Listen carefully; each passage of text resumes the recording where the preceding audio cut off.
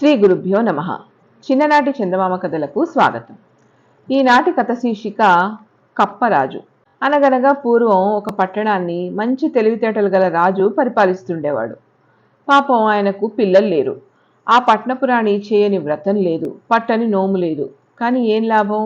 ఎన్ని చేసినా పాపాయిలు పుట్టలేదు. పిల్లలు లేని దిగులుతో రాజు రాణి కృషించిపోతున్నారు. ఒక రోజున రాణిగారు చెలికెత్తలతో కలిసి వాళ్ళ తోటలో ఉన్న కోనేరులో స్నానం చేస్తున్నారు. అప్పుడు బంగారంలా మెరుస్తున్న ఒక పెద్ద కప్ప కనిపించింది. అది పచ్చగా దగదగా మెరుస్తూ నీళ్లల్లో తేలుతూ మునుగుతూ ఎగురుతుంది. రాణిగారు చాలాసేపు ఆ కప్పను చూసి తనలో ఈ విధంగా అనుకున్నారు. ఆహా, ఈ కప్ప ఎంత చక్కగా ఉంది! నాకు ఆడపిల్ల పుడితే ఈ కప్పకిచ్చి పెళ్లి చేస్తును కదా అని. రాణి ఇలా అనేసరికి కప్ప బెకబెకా అరుస్తూ తన కోరిక నెరవేరినట్లు అదో రకంగా రాణిగారి వైపు చూస్తూ కాసేపు అలా చూసి బుడుంగుమని నీళ్లలో మునిగింది. రాణిగారి శరీరం పులకరించినట్లయింది. ఇది జరిగిన మరుసటి నెలకే రాణిగారు గర్భవతి అయ్యింది. ఆ సంగతి వినగానే రాజుగారు, ఆయన పరివారం, ప్రజలు అంతా సంతోషంగా పండగ చేసుకున్నారు. 9 మాసాలు సంతోషంగా గడిపిన రాణి అందాల భరిణ వంటి చక్కని ఆడశిశువుని జన్మనిచ్చింది. రాజుగారి సంతోషం ఇక చెప్పశక్యం కాకుండా ఉంది. ప్రజలంతా ఆనందోత్సవాలతో మునిగి తేలుతున్నారు. 10వ రోజున తల్లికి పిల్లకి చందన స్నానం చేయించి పౌరోహితులు రోహిణి అని పేరు పెట్టి జాతకం రాయించారు. రోహిణి దినదినమునకొక ఛాయ చొప్పున శుక్లపక్షపు చంద్రుని వలె సకల భోగములతో పెరిగి 16 సంవత్సరాల జవ్వని అయ్యింది. ఆ సంతోషంలో రాణి తను పూర్వం కప్పకు మనసులో చేసిన వాగ్దానం మర్చిపోయింది. ఇప్పుడు రోహిణి పెళ్లి చేయాలని ప్రయత్నం చేస్తున్నారు. ఈ సంగతి విన్న కప్ప మండిపడుతూ కొలనంతా రోదన చేస్తుంది. ఓ రోజు రోహిణి స్నానం చేయడానికి తన తల్లిగారి కోనేరుకు వచ్చింది.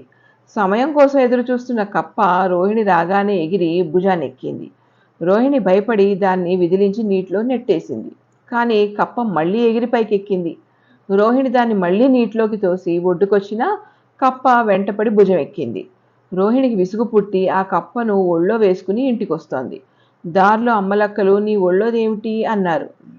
రోహిణికి ఏమీ తోచక తమలపాకల కట్ట అంది. ఈ మాటలు విన్న కప్ప ఒళ్ళో నుంచి ఎగిరి యువతలకి దూకి కోపంగా ఇలా అంది. కప్పాయి కప్పాయి అనరాదా, కాళ్ళగిజరా అనరాదా, మన్యపు సూర్యుడు అనరాదా, మా ఇంటి మగవారు అనరాదా, తనకట నేనట తమలపాకుల కట్టనట, తందున తల పగులవు. ఈ మాటలు అంటూనే కప్ప ఎగిరి మళ్ళీ రోహిణి ఒళ్ళోకి దూకింది. అమ్మలక్కలంతా ఆశ్చర్యంగా చుట్టూ చేరారు. రోహిణి సిగ్గుతో ఇంటికి పరిగెత్తి జరిగిన సంగతంతా వాళ్ళ అమ్మతో చెప్పింది.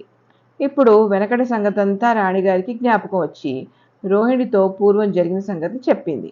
రోహిణి తన తల్లి మాట నెరవేర్చడానికి కప్పను పెళ్లి చేసుకోవడానికి ఒప్పుకుంది.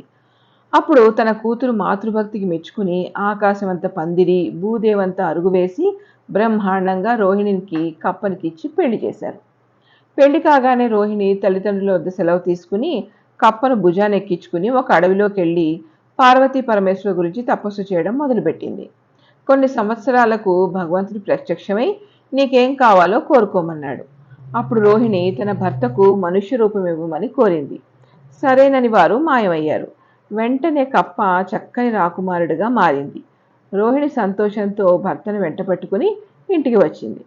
తల్లిదండ్రులు ఎంతో ఆనందపడి తిరిగి మహావైభవంగా పెళ్లి చేశారు. అంతా సుఖంగా కాలం గడుపుతున్నారు. ఇంతటితో కథ కంచికి, మనం ఇంటికి.